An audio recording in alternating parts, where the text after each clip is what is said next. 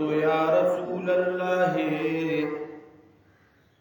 صلى الله عليه وسلم ما النجاة؟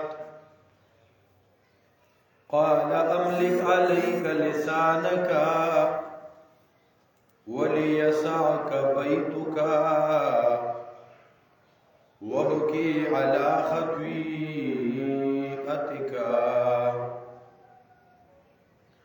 أو كما قال النبي صلى الله عليه وسلم: يا حي يا قيوم برحمتك أستغيث. محترم مسلمانانو، نبی اکرم صلی اللہ علیہ وسلم د نجات درې لارې ښودلې وې. پای کې یوه لار املک علیک لسانک، خپله ژبه دې قابو کې وساته، ځکه که چېرته ژبه دې قابو کې ونه ساتله نو بیا تا دپاره بچو نشته. بیا د دې ژبې ګڼ آفتونه وو او نن د هغې غالبا نمبر بیان دی. د ژبې په آفتونو کې یو آفت غیبت دا ذکر شوی او بیا د غیبت یو اعلی درجه ده چې هغې ته چغلي وایي، نمیمه.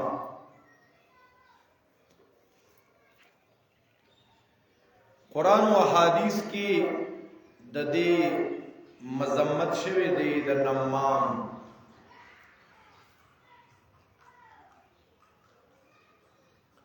د چغلې نه د اجتناب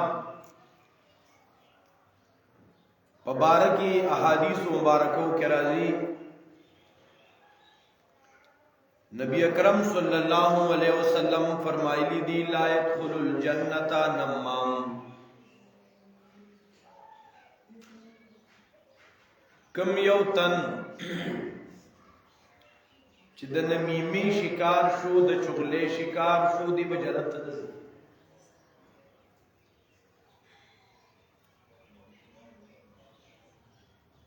ځکه دی دوه کوره جنګي، دی دوه تنه جنګي، دی دوه خاندانه جنګي. د ده دا چغلي د قتل و غارت سببم ګرځي، د نفرت سببم ګرځي او چاته ښکاري نه. په دې وجه امام غزالی رحمت الله علیه فرمایي: کتا تا سوکراغی د چا په سر چغلی کولا ته بره د خبر نه قبلې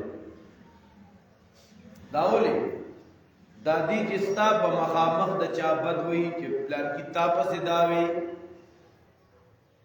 نو دې دا دې وخت کې ګناه کوي او دې چې ګناه کوي ګناه کوونکي ته فاسق وي. ته د فاسق فاجر خبره مانی پاغي باندې یقین کی.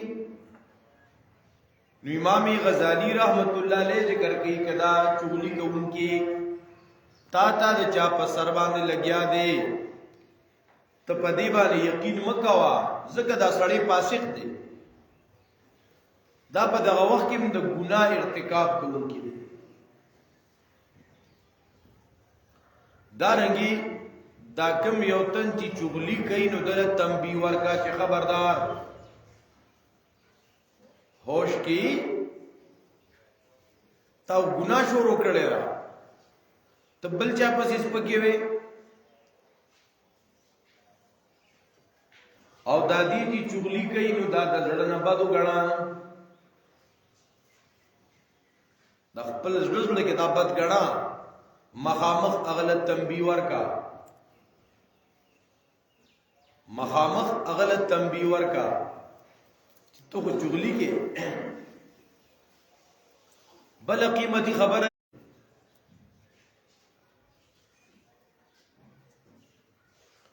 حاجی امداد الله مهاجر مکی رحمت الله علیه دا د کابرین دیوبند مرشد او پیر تیر شوی دی زیات وخت په مکه کې تیر کړی دی هغه کوشش دا خبره کړې و او تراغلی نو مالې مخامخ وي نو هغه خلکو کته شو هغه سړي چې هغه رټلې وکړ او مشرانو له انداسې پکاري مشرانو له دا ترتیب اپناول پکاري علماء توم عوام توم د خاندان مشرانو توم سودلې پلان کیستا بارکه داوي پتا نډې تا دا خبره په خپل څنګه راځي موږ استاد محترم شیخ القرآن مولانا محمد طیب طاهری حفظه الله وخت وشو هغه ته یو تن را وته وی پلان کې تاسو بارکه دا ویلیو شي سه وتوی غستانه نارو تړي غړ به غیرت ښه ستا په مخامخ ستا د استاد رد بد ویل کېده او تا وتکتل دا ورېده ما ته را رسې یو ته ټوړې بدیواله وکړه کته کې دونه غیرت په استاد سړي بل خبرونه کړې مونږ مولا وکیل خان نورې سوي دا سړی دا چغل خور زما استاد خبري وباسي نو زم شروع شو خداسي وي مړ نوغه خداسي دي نو داسي دي دا چغل خور هغه خبري دار سره نوٹ کی پدې بیا قسم تعالی کما بل دا کوي ښا چابل قسم په الله چې داسي وی او غتاوی دا چغل خور دوتنه جنگي خاندانونو جنگي بعضی مشایخ لیکلی دي چې دا کم یو تن چغلی کوي دا چغلی کوونکی چې دی دا چغلی د هغه خلکو خوراک دی چې هغه د انسانانو په شکل کې سپي دي دا د سپو خوراک د کم قسمه سپو د انسان نما سپو بدا که د موږ استاد زین کې کېناسته کنه چې به یو خو دا کار د سپي کوم دا د سپو خوراک دی دا چغلی دا د هغه خلکو خوراک دی چې د انسانانو په صورت کې دا سپي دي حسن بصری رحمت الله علیه دا په کبار تابعینو کې دی د دې باره کې راځي چا ورته ویل چې ګوره پلان کې خو ستا باره کې داسې خبرې کړي چې ولا چغلی ورسوله خيار خلق حسن بصری رحمت الله علیه تا خبر راو رسید چې پلان کې خوستا خلاف دونه خبرې کړي اوس هغه څه کې موږ وسکو دا پښتانه وی کې تعالی چاوي چې لیکه سپیدا نه وګو تختاو سپو به منډه مو هغه وخت یې ګوره نه ورخه لګیا به خلک اس ثبوت بني کله وخلقو دی پلان کې د قبر عذاب نه مانی علی د قبر عذاب څوک نه مانی هم کافری کله بدايت الانبیاء نه مانی الک حیات الانبیاء چې نه مانی دا څنګه مسلمان ټول دروغ وي ښا پدې دا دروغ دای خوراک دی دا دروغ داغي د انکم سورس دی پدې باندې غي خپل خېټه پاري ښا په معاشره کې دغه د نفرت تخمونه کړی نو که تعالی څوک داسې خبر را ورسوي ته معلومات کوا داسې اعتماد او یقین وکوا نو چې کله حسن بصری رحمت الله علیه داسې ویلی شو حسن بصری رحمت الله علیه د کجورو یو تخمه واغستا هغه سړی ته ولېږه او ته سیوا تا مال د کجورو یو پک راولېږه تخمه کې دی راولېږه دا ولې وتوی تا مال د نیکو تخپر علی غلی وا د نیکو تخپا نو دا خدای په مقابله کې ډیره کم را تا مال ګوره بلانه کېرو لګي تا چې زماس پکاوي کو تا چې زما بدر دوی نو دا تا ما خپل اکاونټ نه نیکی را ټرانسفر کولې نو ما دا د هغه په بدله کې تعالی تخپه درولې ګل اگر چې دا د هغه تخپه کې سم نه ده دا معمولی ده تا ما د ډېر لوی تخپه را کړې ده امام غزالی رحمت الله علیه هغه یو مقام کې لیکي یو سړی او هغه ځان له غلام غوښتو خدمت لپاره بادشاہ یو ځای کې غلام خرڅېده هغه مالک ورته وی چې دا غلام چې دی په دې کې اره خوبي شته، کارم خو برابر کوي، امانتداري پکې برابر ده، دیانتداري پکې برابر ده، خو یو ډک پکې دی، ډېر زبردست چغل خور دی، غټ ګاډري دی، دوه تنه ښه په اسانه جنګوي. هغه مړه دی کې مال څه نقصاني چې ما د پاره ښه کار کوي نو بس دا سړی پکار دی. غلام یې واغوستو، دا چغلي دی بادشاہ دا ډېر لایټلی واغسته، اهمیت یې هغې ته ورنکړو چې دا هم ډېر خطرناک کار دی. ګورې لګېره دې تېرې شوې، دک غلام راغلی، د بادشاہ دی بیبي ته وایي چې تو خبر نه یې که نه، تا ته پته لګي د بادشاہ تعالی توجه ډېره کمه شوې ده، نو دې ځاله چې د بل ځای بندوبست کړي چې د بل ځای کې ځان تار برابر کړی دی. خو البته یو کار دی،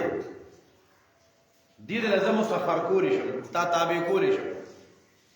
ما له داسې جادو او منترونه یاد دي، خو ته به داسې کار وکړي چې د دې خاوند د سټ دا ویښته نه دي دا به ما ته راوړي، زه په دې باندې خپل څه اعمال کوم، عملیات به ورباندې کوم. هلته بیبي ته یې دا ذهن سازي وکړه، هلته تړې نو باچا ته وایه چې ته خبر نه یې، ستا د ښځې سره د بل چا لین دین برابر شوی دی او ان قریب تا د مخ نه لګول غواړي. دغه ذهن کې دا خبره کېناسته، د دې بل ذهن کې دا خبره کېناسته، او نن زمانه کې دا خبرې د جادوګر او تعویذګر هم خلکو ته کوي. هلکه پتا باندې چا کوډې منتري کړي او د ښي طرف د ګاونډیانو نه خالي نه ده او د کور د خلکو نه خالي نه ده او د بیبي نه د خالي نه ده او پته یې کاله جادو کړی. الله اکبر کبیره. باچا یو شپه وده کېده خو احتیاط سره، چېرې د مال یو غلام ماله کومه خبره کړې که چې د ریشه داسې یو پیرې ده بیبي د شپې را پاسېدلې ده، هغه پاکي چړوکې ورسره ده د ویښتو خټکولو وه، د خاوند د ریسټ نه ویښته لرکې دي دې ته راغلی ده. باچا پرې را پاسېدلې خبرې خو ذهن کې وه، باچا لګېدلې دی دا ښځه یې وجلې دی. د ښځې خپلوان چې خبر شوي دي که هغه باچا یې وجلې دی. بیا پکې دواړو طرفو ته بلا قتل و غارت، خاندانونو کې قتلونه، جګړې، دشمنۍ دا پکې خورې شوې. دا څه د وجې نه؟ د چغلخور د وجې نه. چغلخور داسې کوي او پښتانه وایي چې د رښتیا او وخت راځي بیا دروغ کلي روان کړي، خاوندان ښځې طلاقې کړي، ډېرې ښځې په کورونو باندې ناستې، د رونو خویندو میز کې دشمني، دارنګې د خواښې د نګور په میز کې طرفګني، د والدینو د اولاد په میز کې خفګانونه. دا د څه د وجې نه؟ دا د دقه چغلخورۍ د وجې نه. د چغلخورۍ د وجې نه معاشره کې ډېر غټ فساد برپا کېږي، دارنګې کور کور جګړې دا خورېږي، دارنګې نفرتونه، دشمنۍ، طرفګنۍ وجود ته راځي. په خاندانونو کې د جګړو د نفرتونو یو غټ اور بل شي، کورونه روان شي. نو د ژبې په آفاتو کې یو غټ آفت چې دی النمیمه، چغلي. دارنګې د ژبې په آفتونو کې یو بل خطرناک ګناه هغه لعن، طعن، فحش کلامي. او تاسو ته مونږه ابتدا کې عرض کړی وه چې دا عنوان به چلیږي، دا د نبی علیه الصلاة والسلام د زبان اقدس فرمایلی شوی د نجات نسخې دي. چې کوم حدیث مونږ خطبه کې لولو وخت وشه چې عقبه بن عامر رضی الله عنه راغلی دی، د نبی اکرم صلی الله علیه وسلم نه تپوس کوي چې اے د الله حبیبه من نجات، نجات پس کې دی؟ نو نبی علیہ السلام ول درې نسخې فرمایلی دي. یو نسخه املک علیک لسانک، دا خپل جبه دی کنټرول کې ساته، ځان د جبه مالک کا، بے احتیاطی سره خبرې ونه کی. نو دا تقریبا نن بیان دی په املک علیک لسانک باندې چې جبه کنټرول کې وساته د دې جبه نور آفاتم دي د دې نور ضررونم دي نو ان شاء الله که زندگی وا هغه بلګ لګ بیانېږي د ملګرو په خدمت کې درخواست ده دې چې ځان هغه فکس وخت هغه تر راسي او پابندي کوي ان شاء الله ډېر فائدہ وکړي بیا د منځنه بعد الحمدلله یو 15 منټه شپږ منټه د قران درس او تعلیم کیږي ملګری پای کې هم د شرکت کوشش کوي اقول قولی هذا استغفر